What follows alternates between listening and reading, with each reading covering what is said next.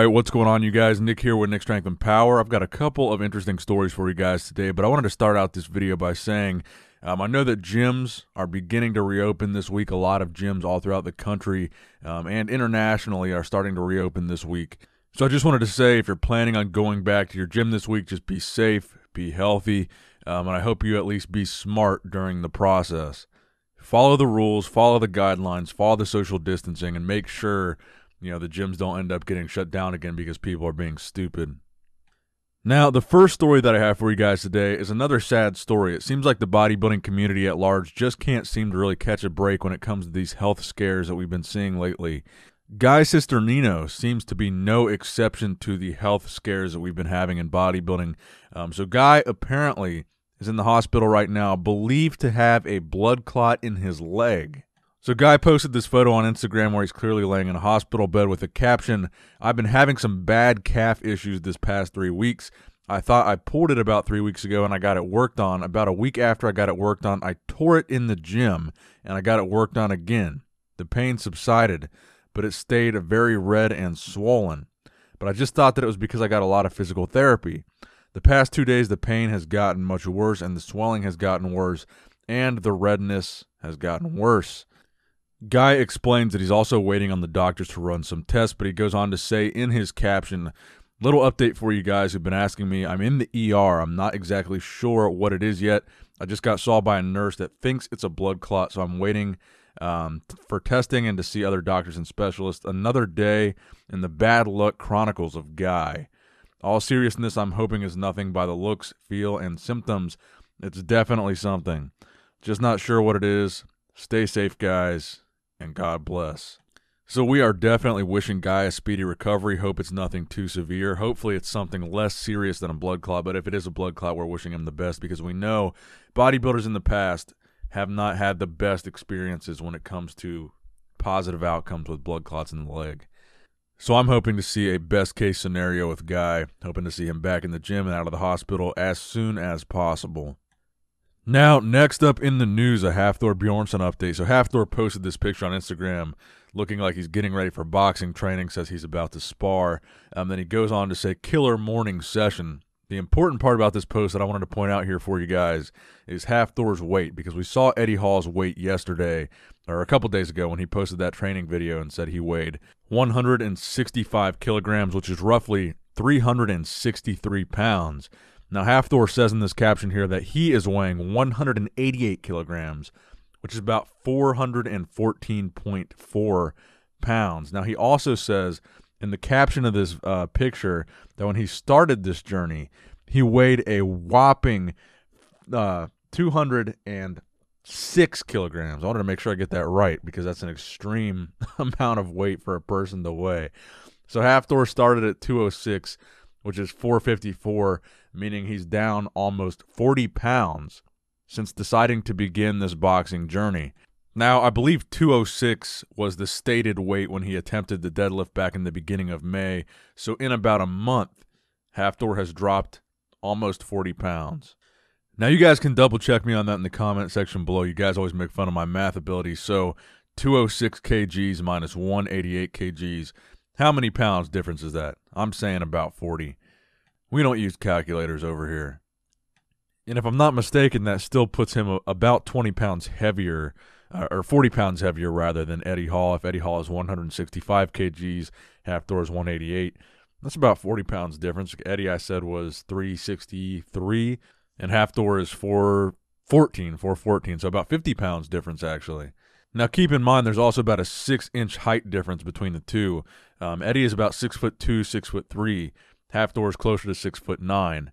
So while we're on the subject of Eddie and Hafthor, I wanted to include this perspective in this video that comes from Robert Oberst, who recently posted a video on the situation about the 2017 World's Strongest Man controversy between the two.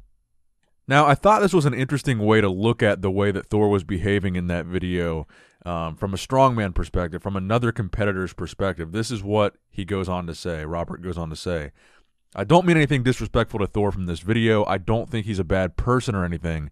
I think he fought his ass off. He was having a hard time already. He had the Bell's palsy that he was dealing with. He had a ton of issues with his home life, and he fought and came within 1 point of winning World's Strongest Man. It hurt him. It didn't break him, but it momentarily crushed him.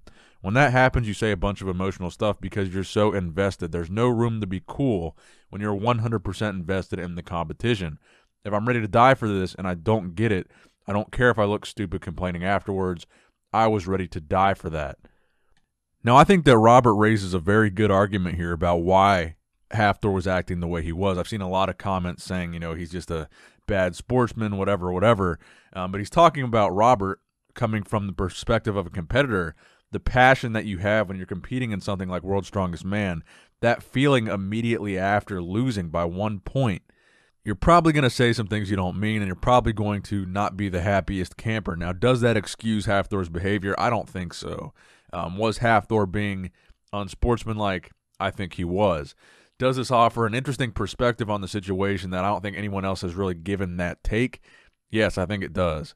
It's a fair point to say when you're competing in a competition like this that you're ready to die for a title like this, and you miss it by 1 point. Don't you think we'd all be a little bit upset right after that happens and say some things right after that happens that maybe aren't the smartest things to say? All right, now next up in the news, let's move on to a bodybuilding story, a physique update for this video, which we haven't had too many of in the past couple of videos. So this is a physique update on Brandon Curry, posted today after a gym session with his daughter. Just brought my daughter to the gym with me today because she wanted to take pictures. She did pretty good. This is unedited, and she had no fancy lighting or flash.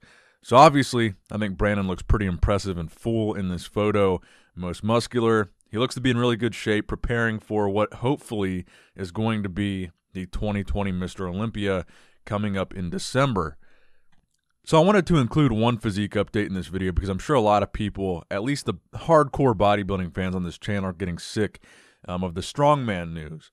So when is bodybuilding going to become a regular news cycle again? When are we going to see physique updates that people are actually excited to see and people are actually going to care about? Well, August, September, October, those are when all the shows are starting to happen again. They're packing like 10 shows into that 3-month window, specifically September, October. September is going to be a very busy month for bodybuilding. So I would say between July and August, you're going to start to see a lot of people leaking those progress photos, and you're going to start finding out who's competing at these shows, like your favorite guys, what shows they're doing.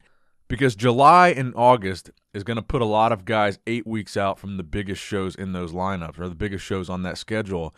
So I think around that time, July, August, bodybuilding news is going to get back into full swing, assuming that these shows do in fact go on as scheduled and don't get canceled, assuming there's no quote-unquote second wave, and that these shows are allowed to happen.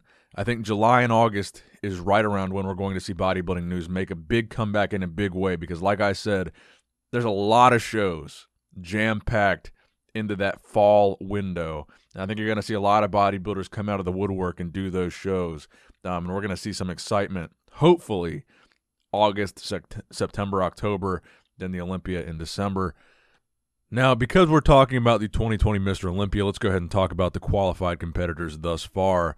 Brandon Curry, William Bonac, Hadi Chupin, Dexter Jackson, Rolly Winkler, Phil Heath, Cedric McMillan, Nathan Diasha, Juan Morel, and of course James Flex Lewis. So as you can probably tell, a lot of names are still missing from that qualified list.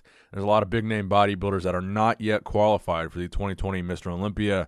So there's a lot of bodybuilders I think we're going to see compete in these upcoming 8 to 9 Olympia qualifier shows. So that's going to wrap it up for the video today, guys. I hope you did, in fact, enjoy it. Please give it a thumbs up if you did enjoy it. Please make sure you subscribe to this channel if you have not subscribed already. It really helps out a lot. And also, I wanted to add in the end here, I've got a new t-shirt for sale. If you click the link in the description box below, it should take you right to it. The brand new Quarantine t-shirt. For all you guys out there struggling to train during quarantine or have been struggling for the past 3 or 4 months to try to train or get a workout in during quarantine, this is the shirt to commemorate Quarantine 2020. So if you want to pick one of those up and help support the channel, I believe it's only $20, and there's a link right below this video. If you want one, it would help out a lot. So if you want a shirt, buy a shirt, and I will see you guys in the next video. Thank you guys for watching. I appreciate every single one of you guys. Nick Strength and Power, signing out.